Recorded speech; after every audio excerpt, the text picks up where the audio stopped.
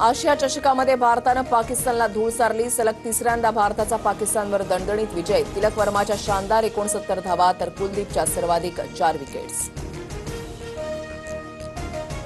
Asia cup जिंकल्यावर पाकिस्तानच्या Mohsin नकवीकडून Asia कपची trophy घेण्यास भारतीय संघाचा नकार। मोहसिन नकवी हा एशियन क्रिकेट काउन्सिल आणि पाकिस्तान क्रिकेट बोर्डाचे अध्यक्ष। ट्रॉफी न घेताच मॅच प्रेझेंटेशन संपलं। पंतप्रधान मोदींकडून भारतीय संघाच्या विजयाबद्दल अभिनंदन। खेळाच्या मैदानावर ऑपरेशन सिंदूर, मोदींची प्रतिक्रिया। मुख्यमंत्र्यांकडून मराठवाड्यामधील मदत कार्याच्या स्थितीचा आढावा। सर्व जिल्हाधिकाऱ्यांना प्रत्यक्ष फील्डवर राहण्याच्या सूचना। स्थानिक प्रशासनाशी समन्वय साधत आणि सतर्क राहून काम करण्याचे आदेश। मराठवाड्यासह सोलापूर, धाराशिव, सातारा, नाशिक जिल्ह्याला अतिवृष्टीचा तडाखा। शेतकऱ्यांचं उभं पीक पाण्यात, लाखोंचं नुकसान। तातडीनं मदत द्या, शेतकऱ्यांनी टाहू फोडला। सरसकट पंचनामे करा, नियमांवर बोट ठेवून लोकांना त्रास होईल असं वागू नका। मुख्यमंत्र्यांचे जिल्हाधिकाऱ्यांना आदेश। तसंच जनावरांच्या चाऱ्याची सोय करण्याचे निर्देश। सरकारने आपत्ती निवारणाची काही महत्त्वपूर्ण कामं तातडीनं हाती घ्यावीत। पंचनामा प्रक्रियेसाठी ठराविक मुदतीचं बंधन नको। पूरग्रस्तांना मानसिक आणि सामाजिक आधार द्या। शरद पवारांच्या सरकारकडे 5 मागण्या। राज्यामध्ये आज मुंबई, नाशिक, पालघर, ठाणे, पुणे, रायगड जिल्ह्याला ऑरेंज अलर्ट जारी, तर नंदुरबार, धुळे, छत्रपती संभाजीनगर, अहिल्यानगर, सातारा, रत्नागिरी, कोल्हापूर, सिंधुदुर्गमध्ये येलो अलर्ट।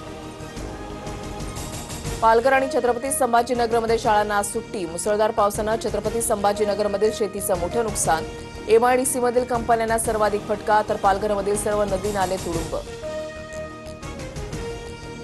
अहिल्यानगर जिल्ह्यामध्ये अतिवृष्टीमुळे दोघांचा बळी। सीना नदीला आलेल्या पुराचं पाणी घरांमध्ये शिरल्यानं जनजीवन विस्कळीत। बाजारपेठा पाण्याखाली, तर शेवगावच्या देवटाकळी शिवारात पुरात अडकलेल्यांचं हेलिकॉप्टरनं रेस्क्यू।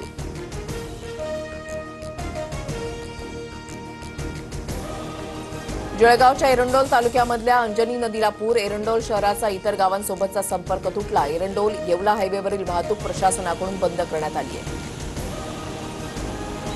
नाशिकमध्ये पावसाची विश्रांती। गोदाघाट परिसरात पाण्याची पातळी खालावली। गंगापूर धरणातून मात्र पाण्याचा विसर्ग सुरूच।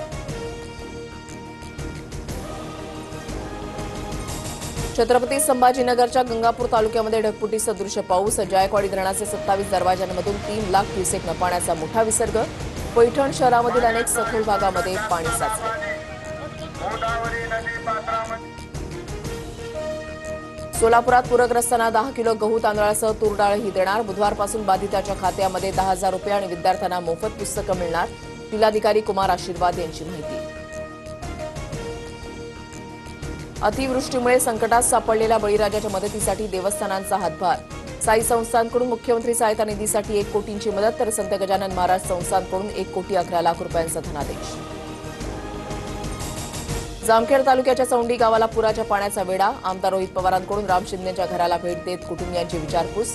गावातील वृद्ध नागरिक आणि लहान मुलांना सुरक्षित स्थळी हलवण्यास मदत केली।